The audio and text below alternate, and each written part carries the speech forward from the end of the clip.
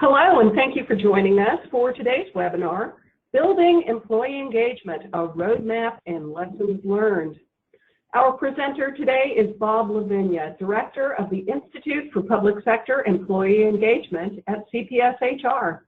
The Institute is dedicated to helping public sector organizations measure and improve employee engagement. Bob authored the popular book, Engaging Government Employees, and has held positions as Assistant Vice Chancellor and Director of HR for the University of Wisconsin, Vice President of Research for the Partnership for Public Service, and Administrator of the Wisconsin Civil Service System. He puts his dedication and passion for employee engagement into practice to help public sector organizations who have opted to improve their organizational performance through employee engagement initiatives. Today, he will share his insight with us. Before we begin, I'd like to go over a few pieces of information about the webinar. To avoid interruptions to the presentation, all attendees are in listen-only mode. You can still ask questions, and we encourage you to do so using the Q&A panel in your webinar dashboard. We will make every effort to address your questions at the end of the presentation as time allows. Today's presentation is available on the CPS HR Consulting website and also as a handout in your webinar dashboard. And we'll also forward a link to all of today's attendees once the recording is available for viewing. And now I'll turn the presentation over to Bob. Thanks very much, Julie, and welcome to our session. Good afternoon or good morning, depending upon where you are. We have folks registered for the webinar from across the US and Canada. Actually 6 different time zones. So we're very excited about that. And as always, I'm excited to talk about employee engagement. And I like to start my sessions by saying that I believe the biggest challenge facing public sector organizations, and by that I mean at all levels, federal, state, and local, and we have folks dialing in today from all levels of government, is attracting, developing, engaging, and retaining talent.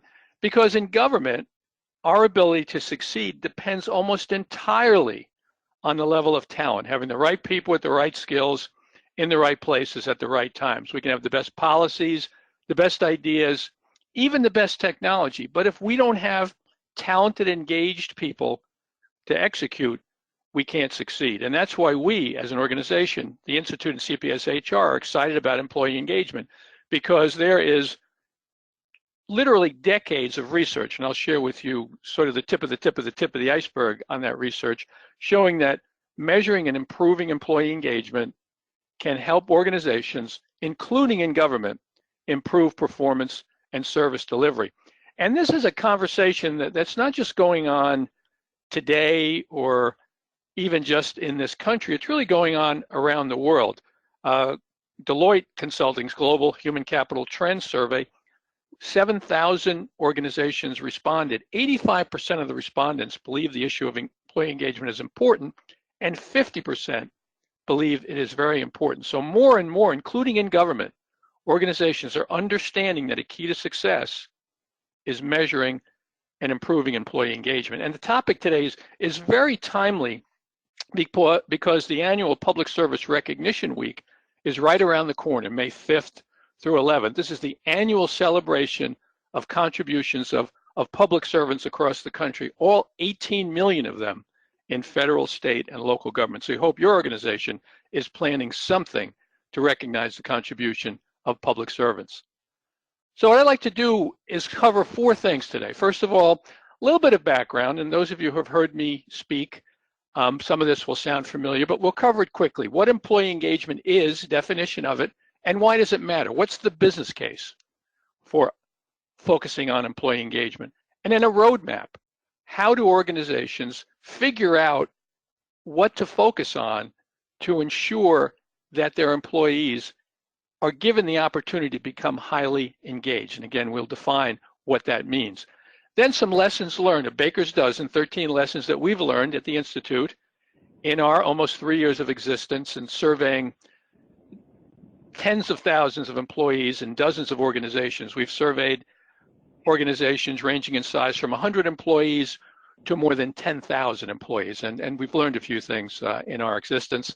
And then, of course, as Julie said, we'll be happy to answer your questions. If we don't have an opportunity because of time limitations to answer your questions, online today, we'll be happy to answer your questions offline.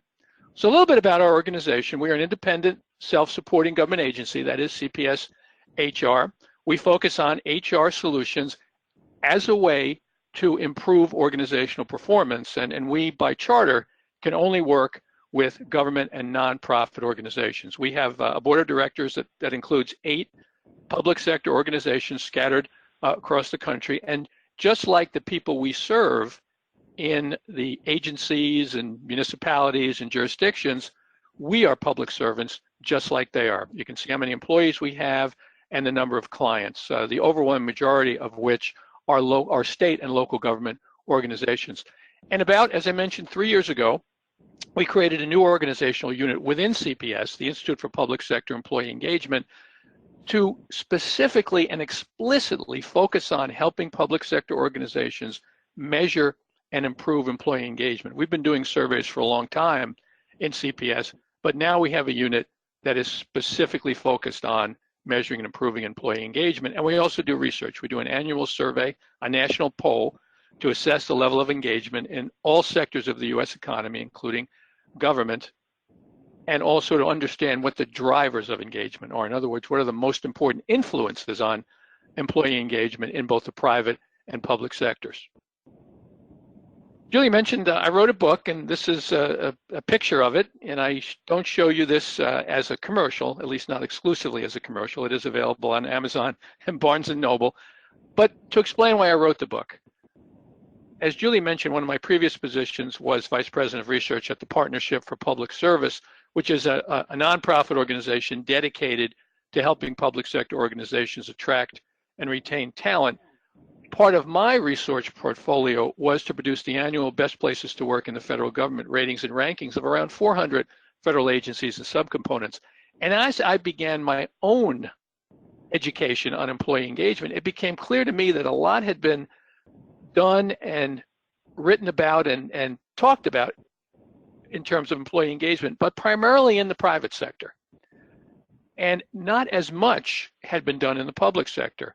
So the reason I wrote the book was to focus on what I consider to be the important differences between the public and private sectors. In government, we face challenges that private sector organizations don't. The ultimate transparency and visibility of everything that we do, hard to measure goals and outcomes, politically appointed and elected leaders who come and go, and with them their policies come and go, sometimes overnight, inability to really reward our employees financially, and so on. So I focused a lot on those differences and their implications for how to improve employee engagement in the public sector. So what is engagement? It's really about creating the opportunity for our employees to have a personal connection between the work they do and the mission of the organization. Engaged employees are proud of what they do. They feel the organization values them, and in return, they're willing to deliver what is known in the research as discretionary effort, which simply means they're willing to do whatever it takes to help the organization succeed. It really goes above and beyond job satisfaction. It's that personal connection. Someone once mentioned to me that when they think of employee engagement, they think of it as the opposite of employee burnout. So that's another way to think of it. How do we know if our employees are engaged? Well, engaged employees exhibit these kinds of behaviors. And I'm not going to go through these because you can read them. But one I want to focus on is they'll recommend the organization as a good place to work. They will say good things about where they work to their friends, to their neighbors, to their family members. And we want our people out in their communities and networks saying good things about the organization because we want them to be encouraging others to consider public service careers. And we also want to push back on what too often is constant criticism of government. A lot of people don't really understand the many ways that public sector organizations contribute to their communities, to their states, and to the nation day in and day out. So it's important that our employees say good things and recommend their organization as a good place to work. So this is a Dilbert cartoon. Boss says we need more of what the management experts call employee engagement.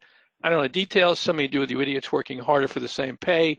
Dilbert says anything different on your end, and the boss says, I think I'm supposed to be happier. So as Dilbert often points out, this is the way not to approach employee engagement. So we're going to do a quick poll, and I'm going to turn it back to Julie. I want to get a sense of the extent to which everyone who has logged in and is listening, their organizations are doing something, and I'll let you decide what that something is, around employee engagement. So I'll turn it back to Julie, and we'll do this quick poll. Okay, so the poll is launched. I'm seeing answers coming in pretty quickly. I think we'll have everything in probably in the next 10 seconds. Okay, and so far we have a definite winner. Well, and when we come down to it, I will ask you to venture a guess at what you think, but I don't want you to share that just yet until we have all of these answers in. Give it just a couple more seconds. Looks like the last few responses are coming in now. And okay, I think we are complete. So we'll close the poll and share the results. And okay, so what we had 52% of the respondents said yes, their organization is currently conducting an employee engagement initiative. 35% said no, and 13% were not sure if their organization is doing that. So with that, I will shut down these poll results. And back to you, Bob. Thanks, Julie. So more than half of the respondents are doing something, which is very encouraging. In the past, when we've asked this question, we've gotten lower percentages than that. So for those of you who are engaged, and I pun intended, in an initiative, I hope you hear and see something today that will help you move further down the road to improved engagement. For those of you who haven't started anything, I hope what you see and hear today will encourage you to go back to your organization and really begin to have a conversation about why it's important for us to focus on employee engagement. And for the 13% of you who don't know, I hope you'll go back to your organization and try to figure out if anything is going on with respect to employee engagement. So now I want to briefly go through some of the research just to give you a sense of the extent that there is empirical research out there connecting the dots between improving employee engagement and improving organizational performance. Before I show you numbers, I want to show you this picture. And usually when I do this live, I get some laughs. This is a work product, and I use that term advisedly, that might have been performed by an employee who we could refer to as actively disengaged, not just disengaged, but someone who comes to work every day to try to undo all the good work that you and your colleagues are doing.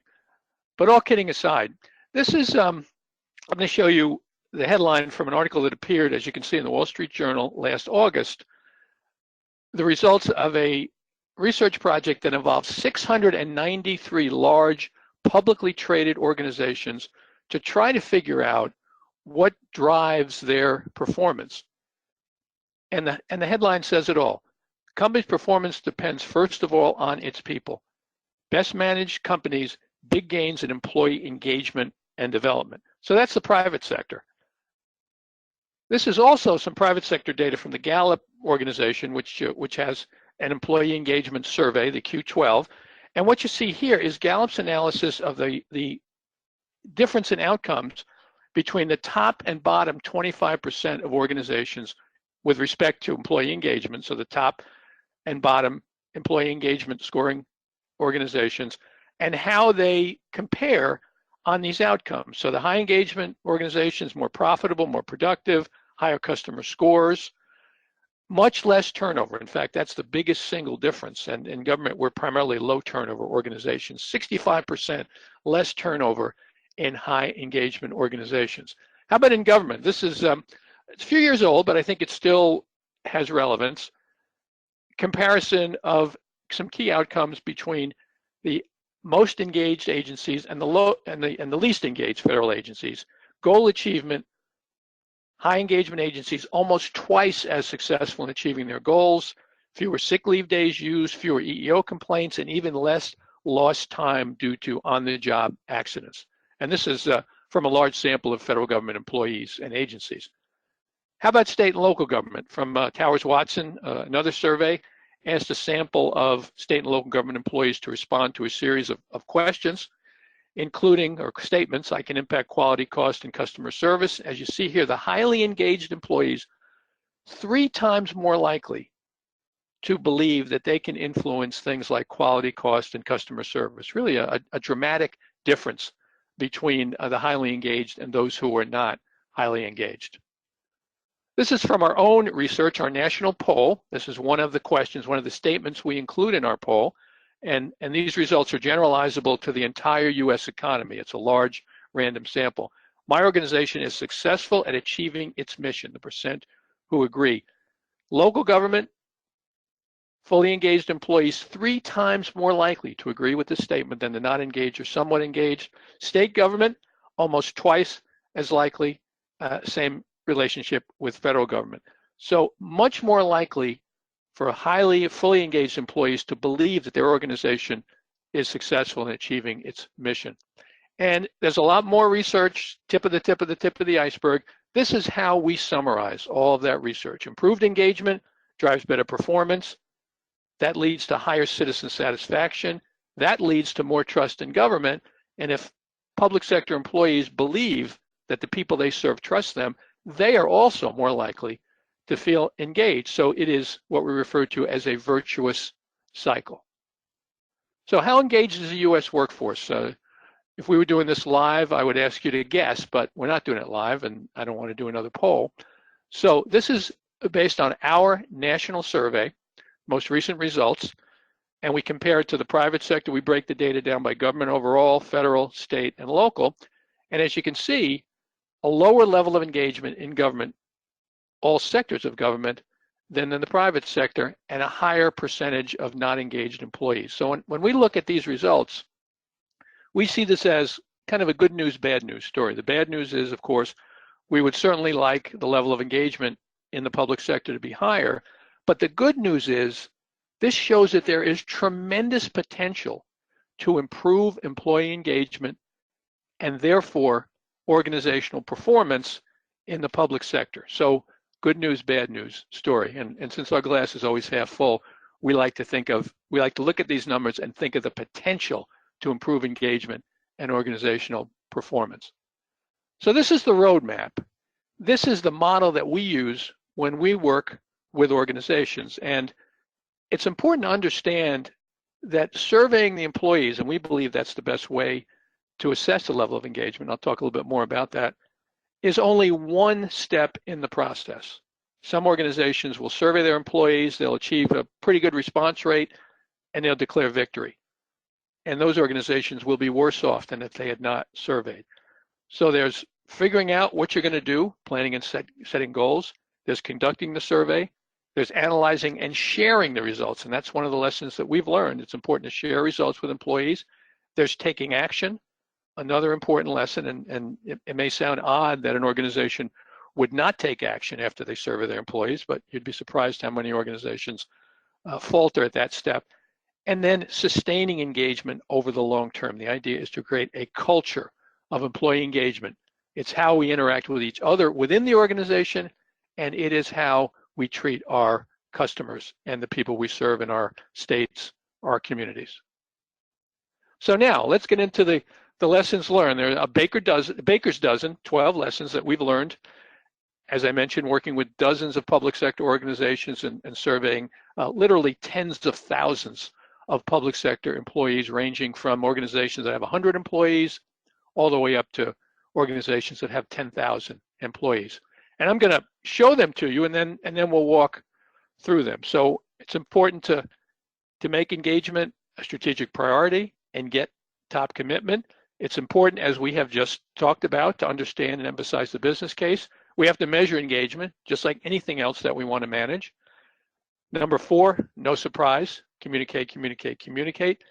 Number 5, when we do employee surveys, we have to make sure that employees believe that their responses will be confidential. We need to do everything we can, number 6, to drive a high response rate, no matter where employees are in the organization. Number 7, it's important to drill down to collect data at the lowest possible work unit, because that's where accountability is and that's where the action is. Literally, the action that organizations will take. As I mentioned earlier, it's important to share results. It's important to involve labor, whether or not you have collective bargaining or unions. Reach out to labor organizations and bring them inside the process. It's important to understand what the key drivers are. In other words, what are the most important influences on the level of engagement?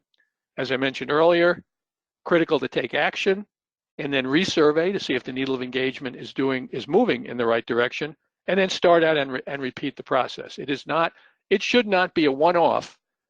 Employee engagement should be part of the organization's DNA, and we should be repeatedly measuring it to make sure that the things that we're doing are having an impact.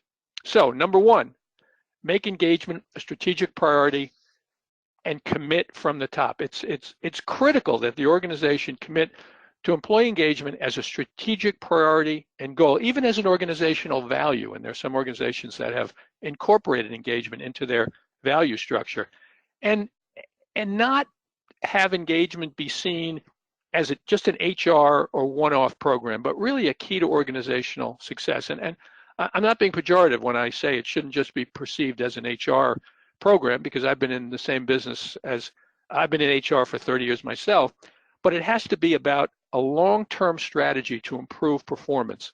And this needs to be communicated. So it requires active and vocal support from senior leadership. If they're only paying lip service, or it appears that HR is leading the way, the organization is going to know, and action is likely not to be taken.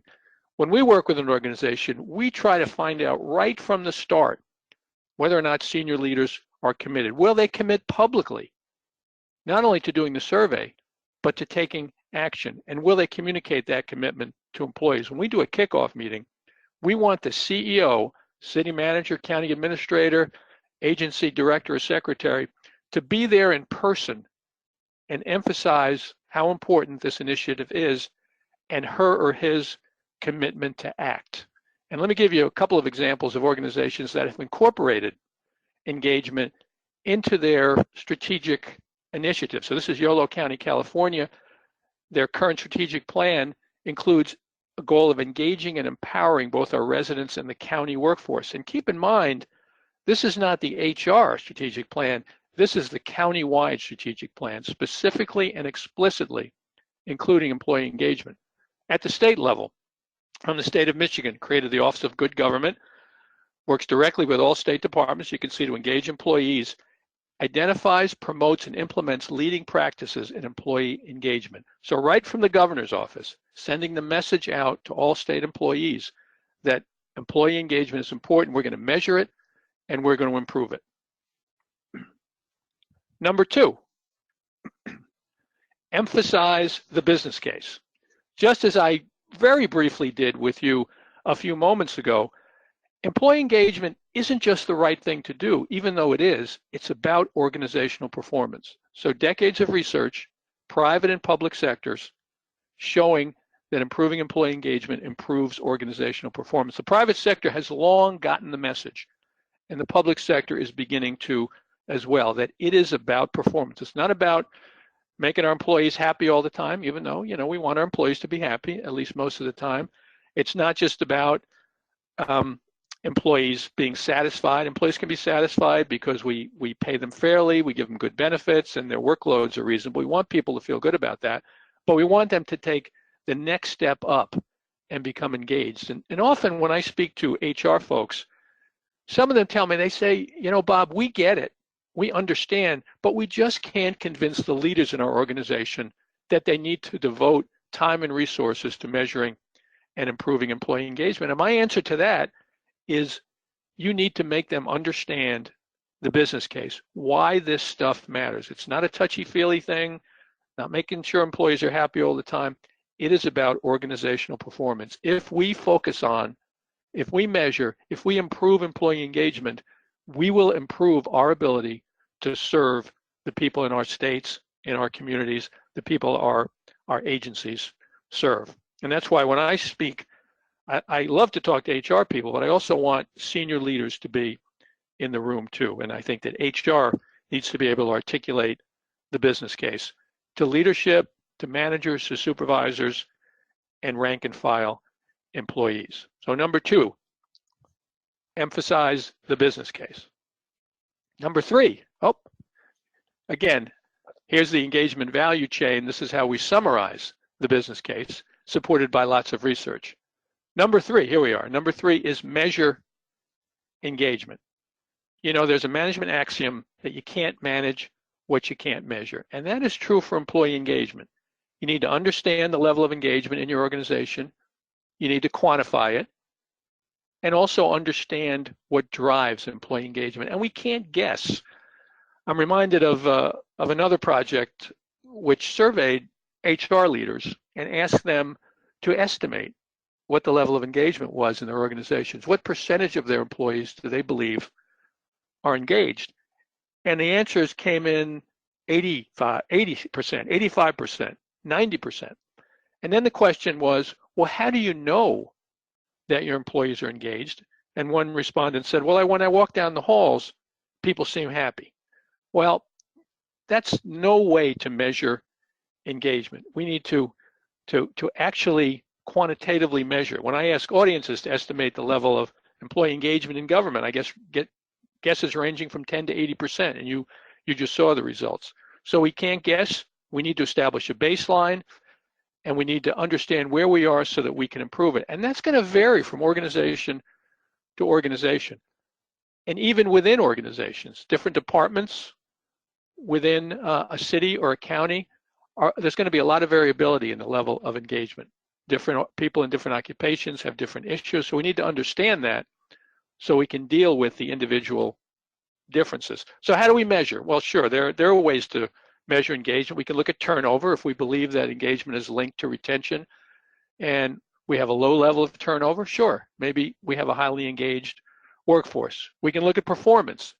If people are performing at a high level, maybe that indicates that we have a high level of engagement. We can look at exit interviews to try to figure out why people are leaving. We can conduct stay interviews to try to figure out why people are staying, what motivates them to stay with the organization. And those are all legitimate data points to try to understand what's going on in the workforce.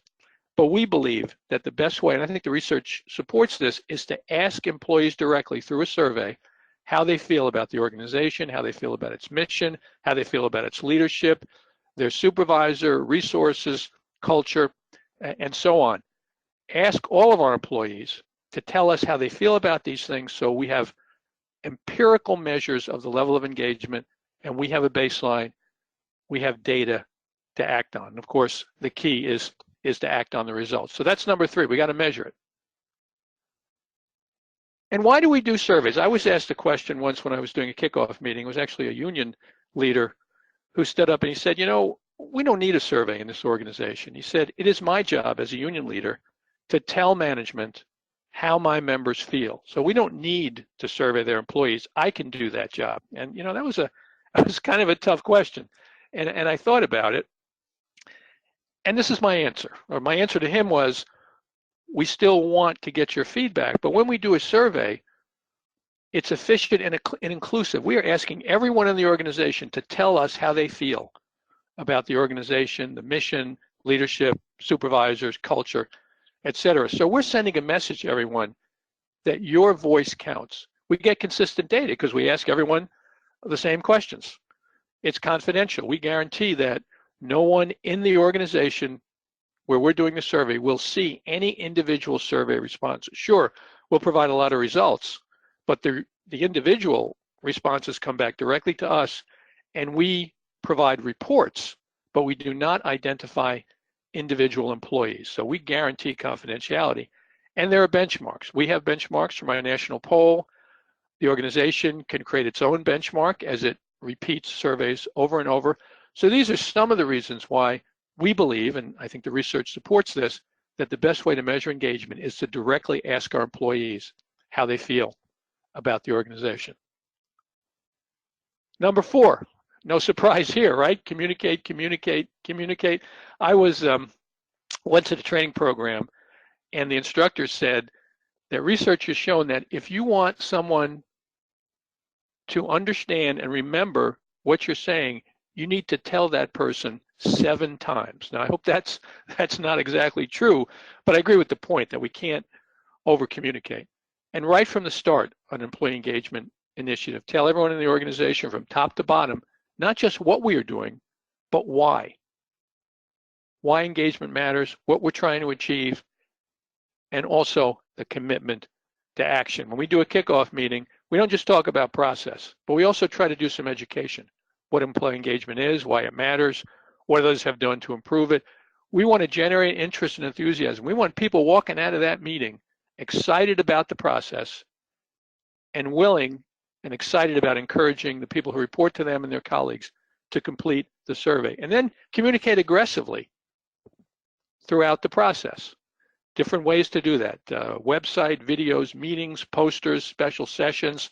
There are multiple ways to communicate, and each of those ways needs to be utilized. And then share the results and the actions. As I think I mentioned earlier, when we survey, we're making a commitment to employees that we will let them know what the results show and what actions we're going to take. And you know, that it takes some courage to ask employees for that kind of feedback, because in many organizations, it's possible that the results could become public, but employees appreciate that kind of courage and risk-taking and the commitment to transparency. So communicate, communicate, communicate. And here's one of the things that we offer our clients, a set of frequently asked questions. What you see here are the questions. We also provide the answers. But these are some FAQs that the organization can adapt and use, put on their website, share with managers and supervisors, but just some things that through our experience, we have learned employees want to know when an organization is beginning an employee engagement initiative. Number 5, keep it confidential. In order to collect the most useful survey information, employees have to believe that their results will be confidential. That will drive a high response rate and also candid answers. And we want our employees to be frank and candid. So we must protect employee confidentiality. I'll give you an example. When I was at the University of Wisconsin, we did 3 campus-wide employee engagement surveys. Since I've left, they've done at least one more. The first time, the response rate was about 51%, which was okay, but not great. Second time we did the survey, the response rate went to 85%. And one of the key reasons why it increased that much was the second time around, employees were comfortable and really believed that their results would be confidential, that their supervisors weren't going to find out what they had to say. And that helped dramatically improve the response rate. And that's why organizations use third parties to ensure to their employees that their results will be confidential and they feel comfortable. And we guarantee confidentiality, like most survey providers, that no one in the organization is going to see any individual survey responses. And when we provide reports, we'll only report whether it's a work unit or demographic group if there are at least 10 responses. That's another way that we preserve confidentiality. So keep it confidential. Related to that, number 6, drive a high response rate and reach everyone. We've had situations where we've achieved up to a 100% response rate. Now that is unusual, but it's possible. And the keys: communicate, we talked about that, the whys, the process, the commitment to action, message from senior leaders. Some chief executives will even record a video encouraging employees to respond to the survey and then post a video on the website. We do the kickoff meeting to create enthusiasm for the initiative. And it takes time to communicate and create an environment that will drive a high response rate where we reach everyone. Sometimes we'll get a call from an organization on a Monday, say, we want to do a survey, we want to launch it next Monday. And we'll say, no, no, no. If you do that, you're going to fail because you will not have had enough time to prepare the workforce for the survey. Confidentiality, making sure that everyone understands that their responses will be confidential, and do everything you can to reach all employees. We've worked with organizations where everyone is in the same building, they sit in front of their computers all day, and it's easy to reach them through emails with the online survey, which is our go-to strategy for surveying. But that's not true in most organizations in the public sector. Employees are out and about.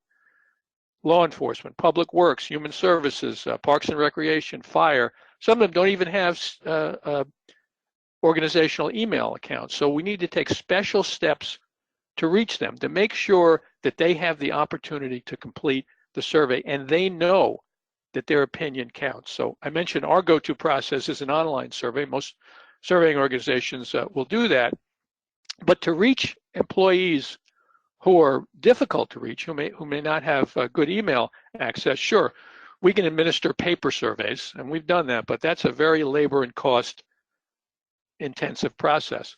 The alternative that we've used is to provide a file of personalized paper invitations that the organization can print out and then hand to those employees who may be on their way out to drive a bus or collect trash or in their patrol car, and then create opportunities for them to complete the survey. And we've had very good success reaching those employees. And again, it's because we want to create a high response rate. We want to get candid responses, but we're also sending a message to employees that no matter where you are, no matter what you do, we are anxious to include you. We want you to complete the survey. We want to hear your voice too. And this is an example of our hard copy invitation. We personalize this, so it's going to say, Dear Jane Smith, City of, County of, State of, Department of, and so on, and it has the survey link and also a password. We want people to vote, but we only want them to vote once. But this is the way we get the information in their hands if we don't have good email access to them. Here's another example. This was a poster, a flyer that an organization circulated in order to make sure that everybody in the organization knew about the survey and knew how they could access the survey. So, number 7, drill down. We encourage the organizations we work with to drill down in terms of data to the lowest organizational unit, because that's where the action is, and that's really where the accountability is as well. You know, it's one thing to get organizational wide data, in some cases representing thousands of employees, and sure, there are some things that you can act on an enterprise-wide basis, city, county, agency, even state. But in most organizations, especially in government, there's a lot of variability across departments, agencies, divisions, locations, precincts, fire stations, and it's important to understand the differences. Different people work in different organizations, different jobs, different issues. We found, for example, in individual organizations, the level of engagement can range from 20 to 100%. People who work in the library have different issues from folks in law enforcement, human services, administration, public works, and so on. And we need specific data to act on. Also by demographic group. Understand whether there are gaps between the levels of engagement in various demographic groups, gender, race, and ethnicity. It's important to understand at the lowest possible level what the levels of engagement are and what drives engagement so that you can deal with engagement at the lowest possible level. And here's just an example. This is a made-up example, but this is from an organization which had quite a bit of variability across departments. So the level of by department across the entire organization. So the level of full engagement ranged from 15 to 56%, and the level of non-engaged ranged from 0 to 22%. So it was important in this case for this organization to understand the engagement levels by its department and even by role. Here's an example: levels of engagement for frontline employees, frontline supervisors, managers, senior leaders. Again, to understand how engaged various components of the workforce are. So drill down to the lowest possible level. And again, we will only report results if we have at least 10 responses. Number 8, share the results. And I've kind of previewed this before, but I said when we survey, we are asking employees to tell us how they feel. We're also making a commitment to share results. We owe it to our employees. And we recommend that organizations share results within a month after they receive them, at least the organization-wide results. We don't think it's a good idea to share unit-specific results across different units, share those results within the unit, but at least across the organization. I did a results presentation yesterday to a city council, and one of the city council members looked at the mayor and she said, "I really admire your courage in doing the survey and then sharing the results with every employee in the city." And you know, that really made a difference to the mayor. We do results presentations. We encourage the organizations to invite whomever they want to the results presentation, even stream them live. The more, the better. And of course, sharing results also commits the organization to taking action, and that's good. That creates accountability. And you need to understand that when the organization starts, that it's critically important to share results as widely as possible. Number 9, involve labor organizations. You know, too often, including in the public sector where there's a much higher percentage of employees who are in labor unions in the private sector, organizations have an adversarial relationship with unions rather. And that's too bad, because unions can and should be partners on the employee engagement journey. We want labor unions to be inside the tent. We want them to be advocates for the initiative and encourage their members to participate. And that can be an important influence on the response rate. On the other hand, if we don't reach out to them, it can have negative consequences. As one example, and it's not an organization that we worked with, but where union leaders advise their members not to complete the survey because they felt results would be used in ways that would be bad for their members. So that's the worst case. The best case is to involve unions early, even in the planning process, and then in administration and acting on the results. When we do a kickoff, we specifically ask if we can speak to labor union leaders, even have a separate meeting. And I have a strong recollection of, after one of our kickoff meetings, union leaders stood up and said he was publicly committed to urging his members to complete the survey. And we had an 81% response rate. I think a lot of it had to do with that union leader's commitment. Number 10, drill down. Focus on the key drivers. We've administered surveys ranging from 20 questions to more than 100. We have a standard survey that we developed specifically for the public sector, but we modify it based on the client's needs. And we're flexible to address issues the organization thinks are important. But even if you have a survey with only 20 questions, you can't do 20 things at once. It's important to understand the most significant influences on the level of employee engagement, the key drivers. And most survey providers, including us, will do statistical analysis to identify the questions that are the most significant in terms of influencing employee engagement, to help organizations set priorities for action, the things that are most likely to move the needle of employee engagement in a positive direction. And not just organizational wide, but if possible, to drill down and identify the drivers for individual departments and divisions, because there can be a lot of variability in what influences employee engagement across departments and divisions. So what we do is statistical analysis, and then we report to the organization which questions are the most significant influences, and we display them, array the questions in this chart. In the upper left-hand corner are questions that are high influence, low score. In other words, key drivers, but relatively low scoring. Stuff you should focus on to improve engagement. In the upper right-hand corner, high influence, high score. So questions that employees are saying, these are really important things to me, and I feel pretty good about them. So these are areas that the organization should maintain. So, you know, there are different ways to report on the key drivers, but we found that this quadrant chart really shows the organization what it should improve on, what it should maintain. The two quadrants on the bottom are consider and monitor because they're low influence. Doesn't mean the organization should ignore them, but they're less influential on the overall employee engagement score. That's just one way. That's the way we do it. Number 11, take action. Shouldn't come as a surprise, right? Should be intuitive that if we do a survey, we should take action on it, because we are making a commitment to listen to what employees have to say and then act, and act in a timely fashion. I'll give you an example.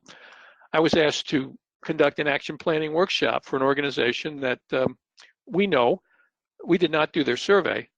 So they called me up. They said, would you come to our location and work with our senior leaders to do some action planning? I said, well, yeah, sure, I can do that. And I asked them, said, when did you do the survey? And they said, oh, we did about a year ago. And I said, well, what have you done since then? And they said, we haven't done anything. That's why we want you to come in and do the action planning workshop. So I did it, but it was very tough.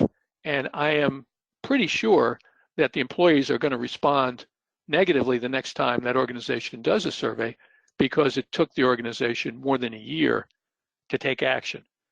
And it's really important to put in place a process early on about how you're going to take action. Don't wait until you have the results and then say, okay, what do we do now?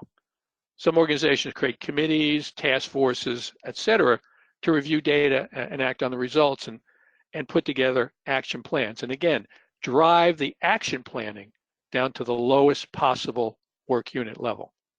And here's just an example of one organization, how it developed an action plan, developed objectives, measures, targets, activities, and strategies, and also identified who would be responsible for taking action. So different ways to do action planning. This is just one example.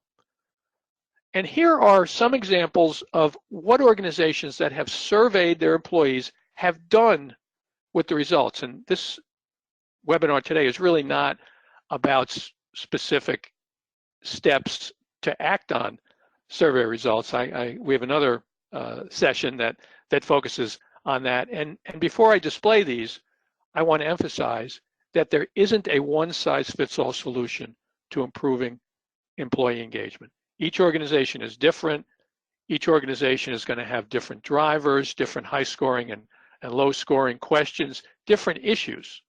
So you have to take action based on what your data show. There are 90,000 public sector organizations in this country, cities, counties. We know there are 50 states and District of Columbia, special districts, villages, townships, et cetera.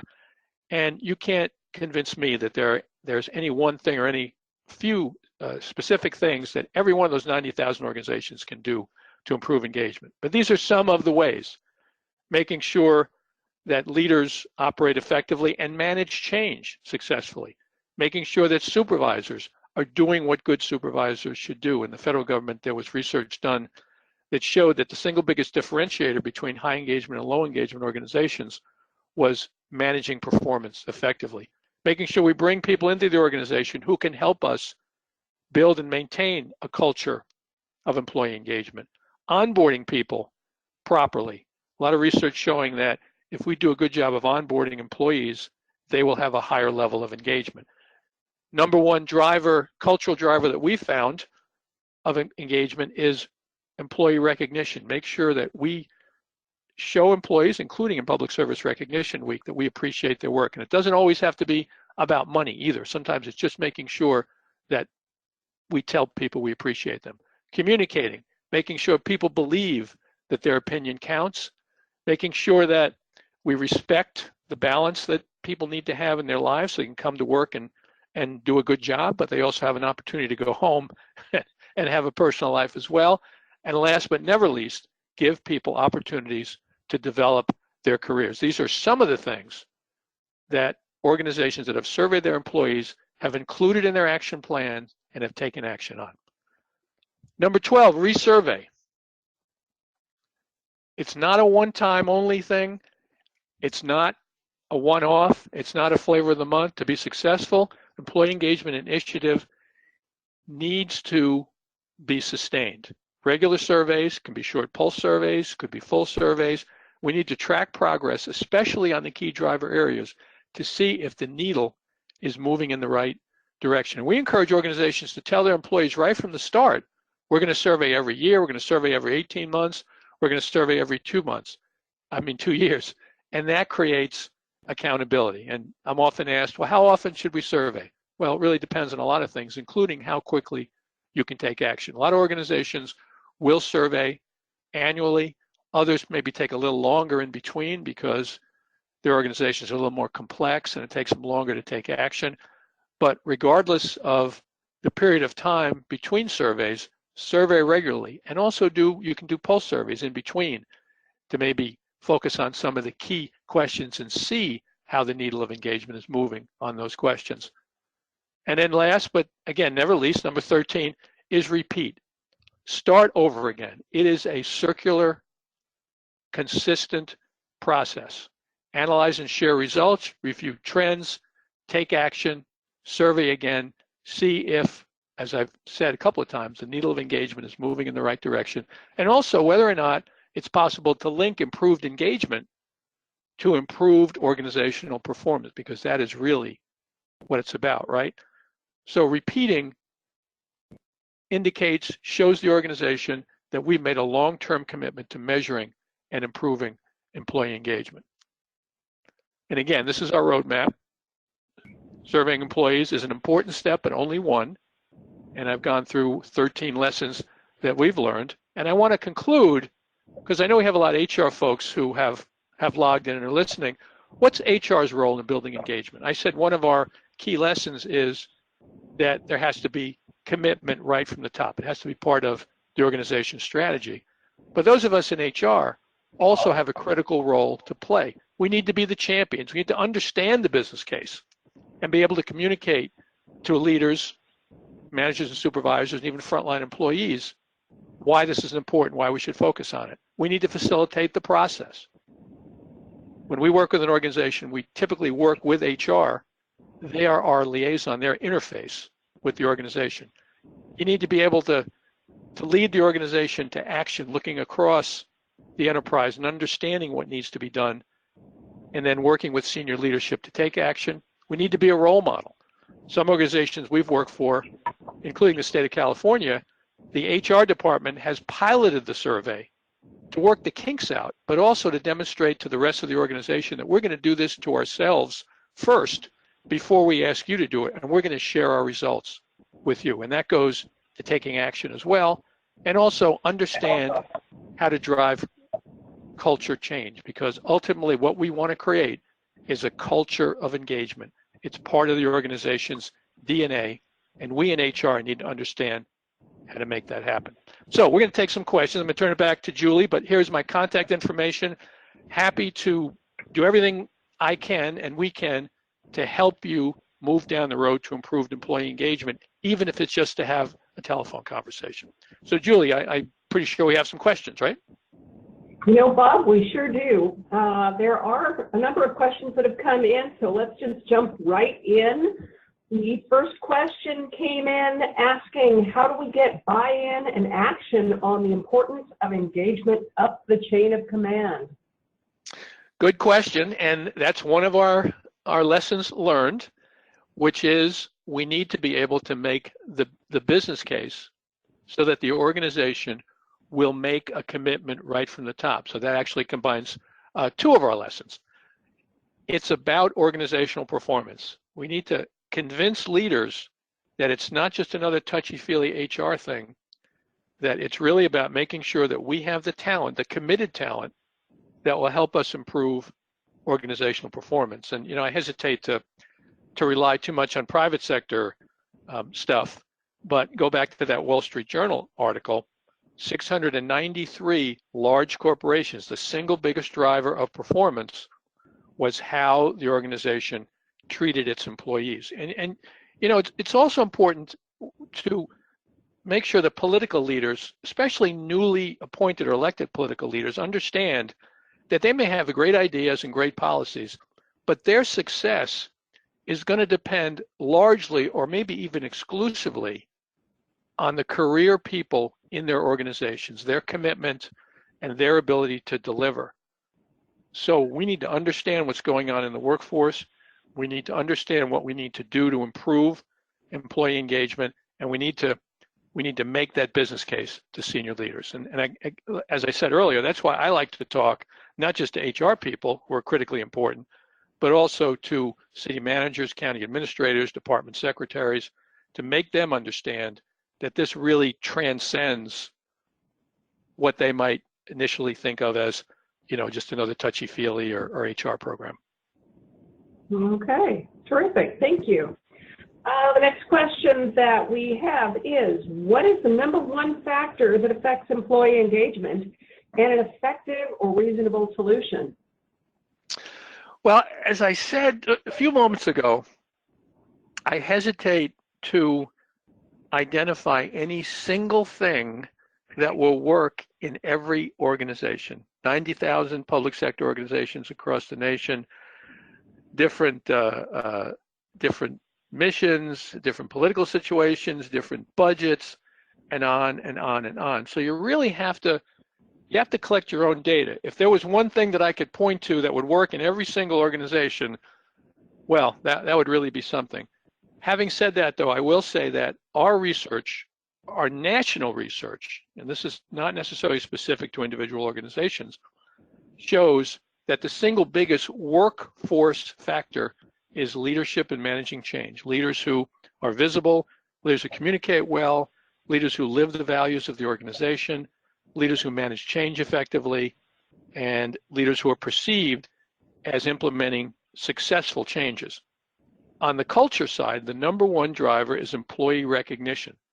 Employees want to believe and get feedback from the organization that they're doing a good job. And we know that in the public sector, you can't really do that too effectively with money. So there are other ways to recognize employees, like Public Service Recognition Week. That's why we're doing this webinar a couple of weeks in advance of Public Service Recognition Week. And there's I have another presentation where I have a slide entitled Ways to Recognize Performance or Contributions Without Spending a Dime. So it's not always about money. It often comes down to the relationship between the individual employee and the person that they report to, and whether or not an employee feels that the person they report to recognizes and appreciates the work that they do. So leadership, managing change, and recognition are two very important factors. But again, you got to have your own data, because in our work, every organization is different. Every organization we work with has a slightly different set of issues than the other organizations. Okay, terrific. The next question is, how can you ensure full confidentiality of the responses? In past endeavors, I've heard about staff that are reluctant to answer honestly for fear that their manager will be able to tell who the responses came from. Yeah, and I'm going to do a commercial now for the Institute for Public Sector Employee Engagement, and that's why organizations use third parties like us, and there are a lot of organizations out there that administer surveys. But by using an outside organization, you are insulating yourselves from your employees believing that you're going to see their results. So results come directly to us. We only report back at the work unit or demographic level, and only if we have 10 responses. So when we send an email invitation and the employee clicks on it and everyone gets an individual link, they complete the survey, they click submit, it comes back directly to us. And our reputation is based on confidentiality. We've had situations, for example, where an employer has come to us and said, well, we have Spanish-speaking employees, so how about if we administer the survey orally to them in Spanish? And we have said, no, you cannot do that. We will translate the survey and we will administer it. We don't want anybody in the organization handling, touching, or seeing any individual employee's survey responses. Oh, that's excellent. Thank you. So here is, well, I think we can probably get one last question, and we're running really close to time. Okay. And that is, do you find that managers and or supervisors tend to be more or less engaged than staff? It really varies. I would say that the majority of time, we find that the higher up you are in the organization, the more likely you are to be engaged. And That makes sense, right? You have more authority, more autonomy, you can make more decisions. However, there are situations, and I can think of two organizations recently where supervisors were not more engaged than the people who report to them. And we specifically told those organizations, this is something you need to focus on. You need to figure out why your supervisors are less engaged than the people who report to them, because research shows that if the supervisor is engaged, it's 3 times more likely that the people who report to that supervisor will also be engaged. So research shows that supervisors typically are more engaged than frontline employees, but that's one of the reasons that we like to include that as a demographic question so we can analyze that relationship. Oh, okay. Well, thank you very much. We are right at time now, so I want to thank you, Bob, for sharing all of this great information with us, and thank you to everyone who joined us today. Again, we'll send an email with a link to today's recording and slide deck. Thank you.